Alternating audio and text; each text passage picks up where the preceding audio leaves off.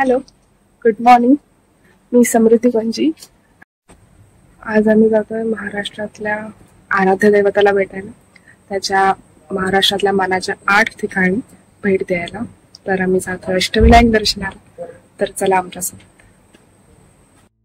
रात्रीच आम्ही सगळी बॅग भरून ठेवली होती. सकाळी लवकर निघायचं ठरलं होतं, कारण आई बाबा, आजी आजोबा आणि मामा सगळेच होते. म्हणून गडबड टाळण्यासाठी आम्ही गाडीनेच जायचं ठरवलं. आमच्याकडे एर्टिगा होती. पहाटे 4:30ला गणरायाचं नाव घेत आम्ही प्रवासाला सुरुवात केली.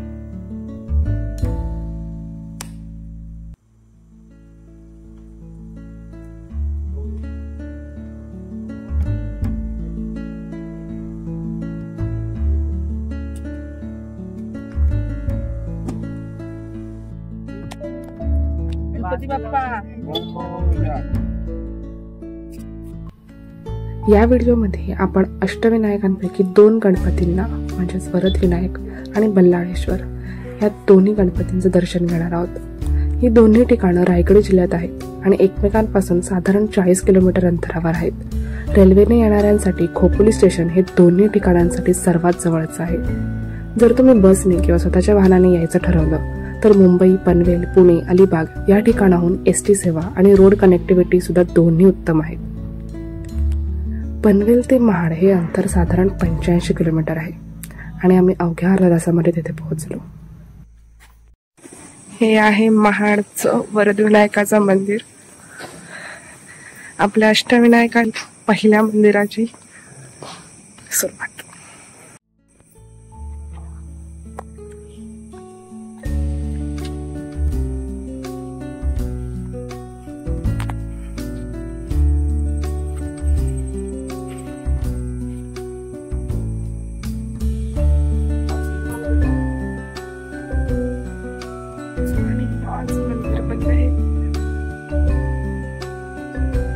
अष्टविनायकांमधील हे एकमेव असं मंदिर होतं जे भाविकांसाठी तब्बल 24 तास खुलं असायचं.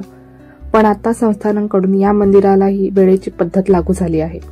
1 ऑगस्ट 2025 पासून येथे सकाळी 6 ते रात्री 11 वाजेपर्यंतच दर्शन घेता येणार आहे. मग आम्हीही दर्शनाची वाट पाहत असताना मंदिरामागील तलाव बघायला गेलो. या मंदिराचं वैशिष्ट्य असं आहे की येथील गणपतीची मूर्ती ही स्वयंभू आहे आणि ती इसवी सन 1690 साली याच तलावात सापडली होती.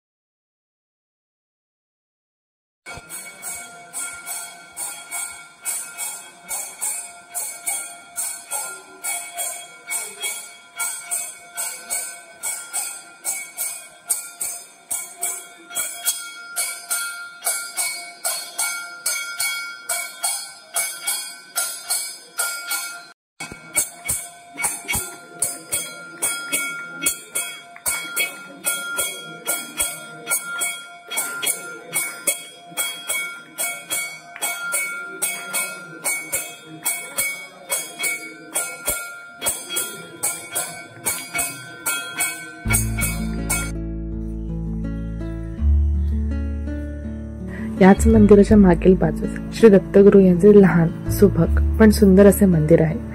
बाप्पाच्या दर्शनासोबत दत्तगुरूंचेही दर्शन झाले. आपल्या यात्रेची याहून अधिक पवित्र सुरुवात कशी असू शकते.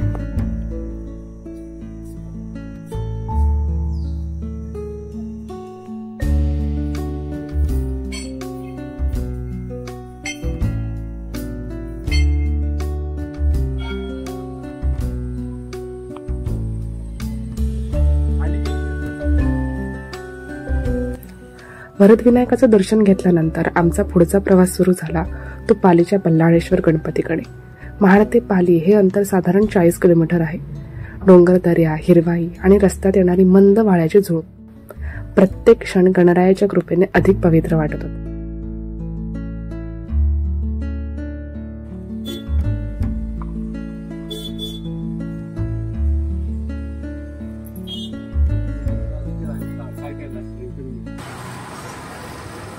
आपण आलोय पालीच्या बल्लाळेश्वर.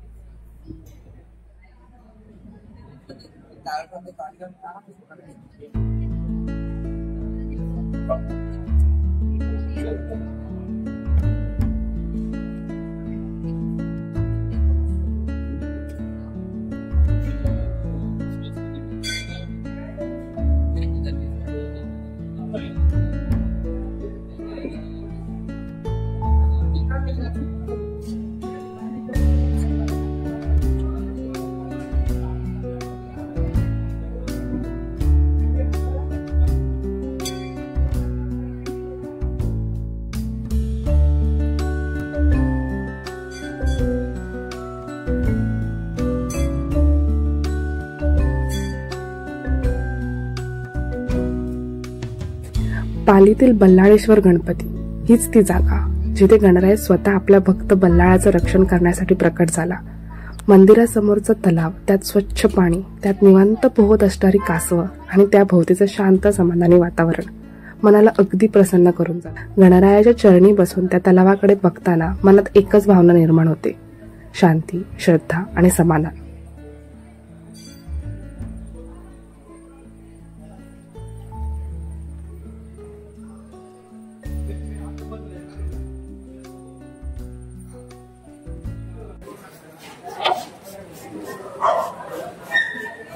या बल्लाळेश्वर मंदिराची महती अशी आहे की इथे एक मुस्लिम भक्त बल्लाळ नावाचा आहे. त्याच्यावरूनच या श्री गणेश मंदिराला बल्लाळेश्वर अशी प्रचिती आहे. आणि इथे आमचं रोजून 10-15 मिनिटांमध्ये दर्शन झालेलं आहे, त्यामुळे इथे जास्त वेळ लागत नाही. आता आपण पुढच्या अष्टविनायकमध्ये मंदिराचं दर्शन घेऊया.